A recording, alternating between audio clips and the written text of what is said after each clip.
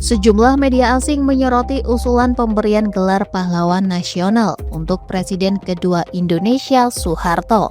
Beberapa media menyoroti adanya reaksi keras dari para pegiat hak asasi manusia soal usulan tersebut. Usulan pemberian gelar untuk Soeharto memang memicu pro dan kontra. Gerakan masyarakat sipil Adili Soeharto bahkan meluncurkan petisi penolakan yang kini telah ditandatangani oleh lebih dari 13.000 orang. Sementara Menteri Kebudayaan Fadlizon menanggapi penolakan itu sebagai sebuah bentuk masukan.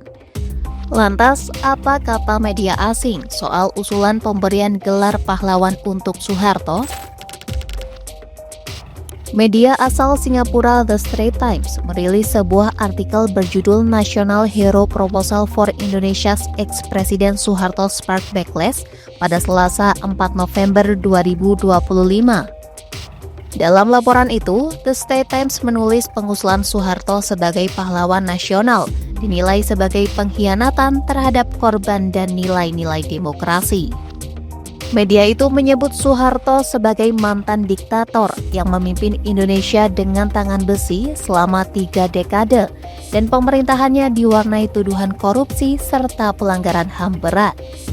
Sekitar 500 aktivis dan akademisi disebut telah mengirim surat kepada Presiden Prabowo agar menghentikan proses pengusulan tersebut.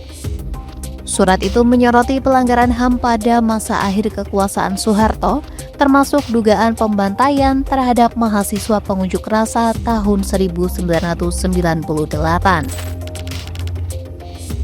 Media Malaysia The Sun juga memberitakan isu ini dengan judul Soeharto National Hero Proposal Spark Backlash from Right Groups. Artikel tersebut menyoroti penolakan dari kelompok HAM dan akademisi terhadap pencalonan Soeharto sebagai pahlawan nasional. Sekitar 500 anggota masyarakat sipil disebut mengirim surat terbuka kepada Presiden Prabowo dan menilai gelar itu sebagai pengkhianatan terhadap korban dan nilai-nilai demokrasi. Pada April lalu, Channel News Asia atau CNA memuat artikel bertajuk Indonesia's Proposal to Name Late President Soeharto, a National Hero Spark Discussion Backlash. Dalam laporannya, CNA menyebut wacana pengusulan gelar Soeharto berasal dari aspirasi publik dan masih dalam tahap kajian pemerintah. Namun usulan tersebut memicu penolakan keras dari sejumlah pihak, termasuk Komisi untuk Orang Hilang dan Korban Tindak Kekerasan. Komisi tersebut menolak usulan itu karena menilai rezim Soeharto bertanggung jawab atas pembunuhan massal anti-komunis yang menewaskan sedikitnya 500.000 orang pada akhir 1960-an.